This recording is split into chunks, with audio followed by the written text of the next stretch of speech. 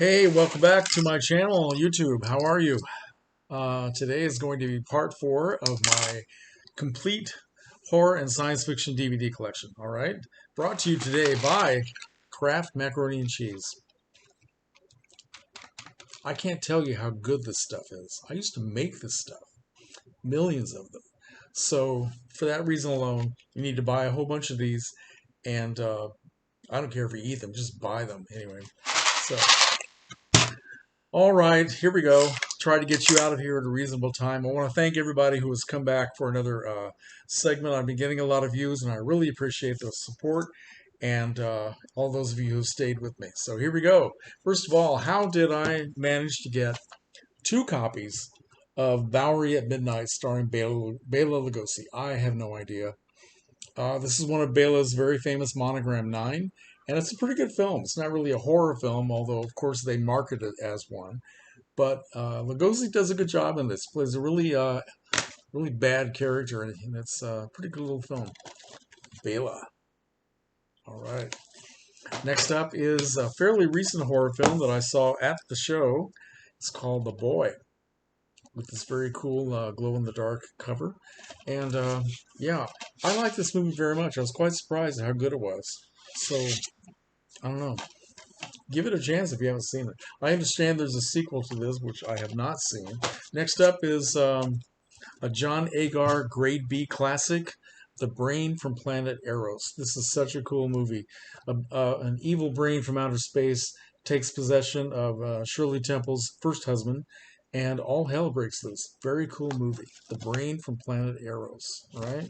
And continuing with the brain theme, we have a Mexican monster film called The Brainiac. This is a real hoot. This crazy monster with this long tongue and the fangs, he attaches the tongue to the back of somebody's head and he slurps out their brains for some reason I can't remember. It's been a while since I watched this. Fiend from Beyond Time. Oh, just went dark for a second. Okay. And more brains. This is another classic, The Brain That Wouldn't Die, all about a mad scientist who accidentally kills his girlfriend in a car accident and takes her head is severed, right? So he wraps her head up in his coat like any good guy would do, runs to his mountain cabin where he has his laboratory, and he brings her back to life in this little pan. Jan in the Pan. Very cool movie. 100% essential for any collector of science fiction and horror. Next up is, this is a bootleg, sort of a bootleg from Cryptflix. This is an edition of Brides of Dracula, which I don't need to keep anymore because I have this in a Hammer collection, but for some reason I still have it. Brides of Dracula is one of the best Hammer films ever made. Classic film from Roger Corman, 1960, A Bucket of Blood, starring the great character actor Dick Miller in his one and only starring role. He is so good in this. He plays a guy who wants to be a sculptor. He's caught up in the beatnik culture of the late 50s, early 60s.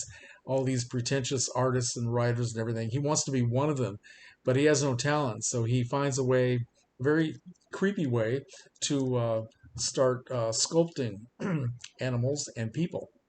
Very interesting. Great film. Great film. Next up is another Cryptflix special. This is Burn Witch Burn, a terrific witchcraft story from the early 60s starring Janet Blair and Peter Wingard, who was in The Innocents. Very good movie, and I think I can probably get a better edition than this. But this isn't bad. Okay. Next up is The Call of Cthulhu. I think it's pronounced Cthulhu. This is a great movie. Several years ago, somebody decided to try to make this H.P. Lovecraft story and make it look as though it were a silent film made in 1925 or something like that. And it is so beautifully done. These guys did a terrific job. Highly recommended. And I not only have this copy here, but I also saw it at the Monster Bash back in 2006. Yeah, very good movie. Here is a very good, bad science fiction movie from 1960 called The Cape Canaveral Monsters, starring Catherine Victor and this guy right here, whoever he is. these two people, they're actually dead bodies who were brought back to life by a couple of aliens who were trying to take over the universe or something. It's great fun. All right. Next up is a film called CAPRICA, which I've watched several years ago, and I can't remember now what it's about. But Eric Stoltz is in it. Has something to do with a futuristic society. I really don't remember what this is about, so I need to rewatch it. Obviously. Ah, oh, here's a camp classic for you. Cat Women of the Moon, starring Marie Windsor, Miss Film Noir herself, and Sonny Tufts. All right. Uh, Spacemen from Earth go to a planet somewhere, and they find cat women living there. This is so good, so bad it's good, so good it's bad. I don't know which. Remade as The Missile to the Moon, almost scene by scene. And I'll show you that when we get to the M's. All right. Next up is a thin pack of Chandu the Magician, starring Bela Lugosi. All right. Next up is Captain Kronos, the Vampire Hunter, from Hammer Films. I haven't watched this in a long time and need to rewatch it. Okay. Next up is a terrific ghost story starring George C. Scott and Trish Vanderveer, who was his wife, The Changeling. A lot of people really love this film, and I understand why. It's very, very well done. Okay. Next up is a Christopher Lee classic from 1960, The City of the Dead, also known as Horror Hotel. I think that was the American title.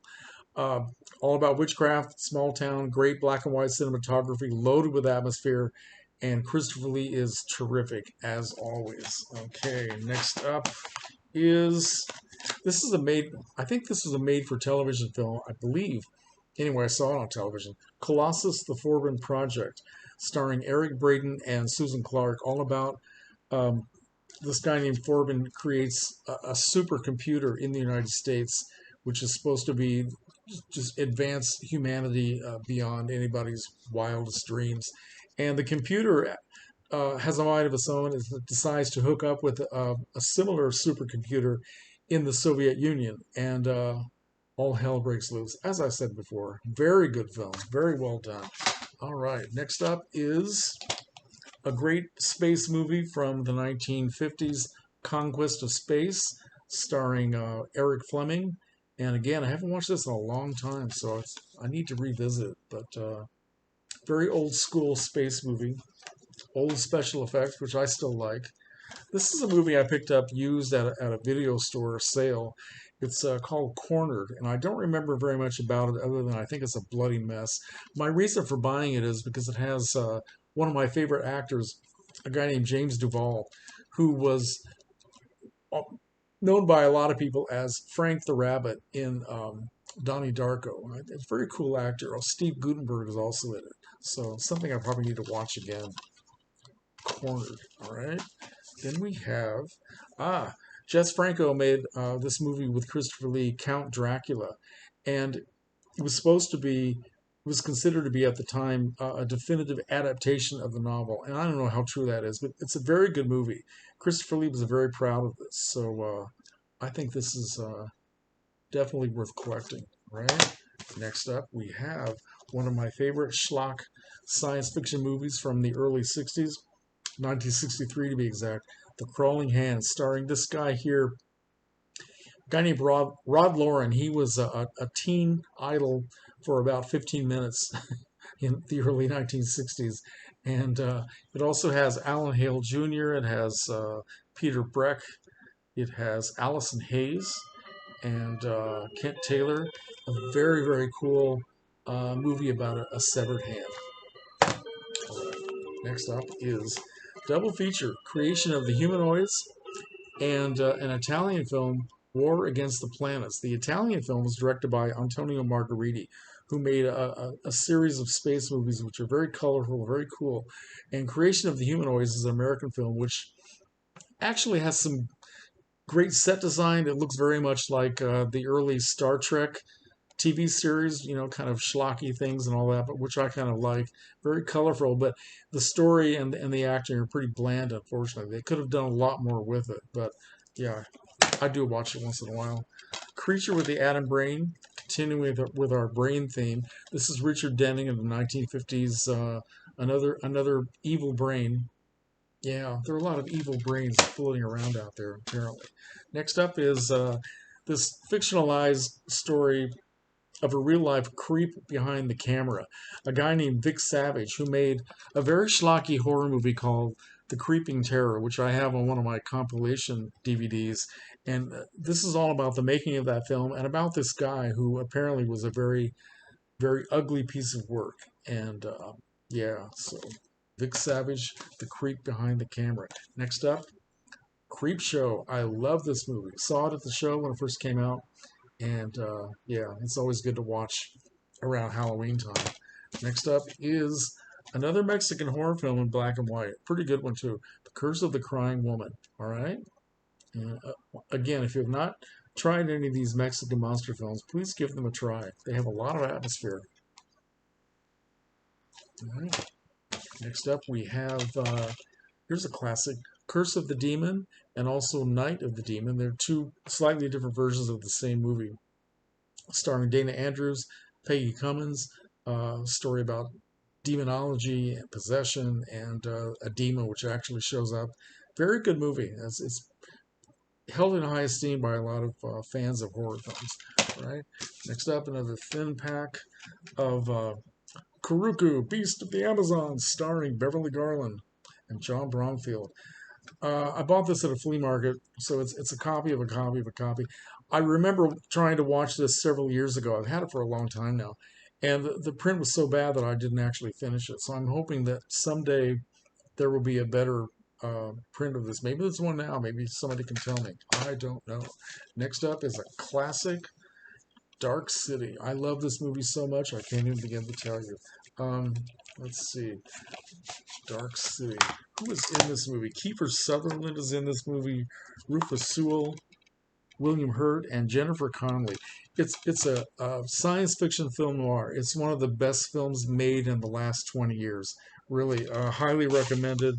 The imagery, the acting, the story, the whole concept of it is just really first rate. So give it a chance if you haven't seen it yet.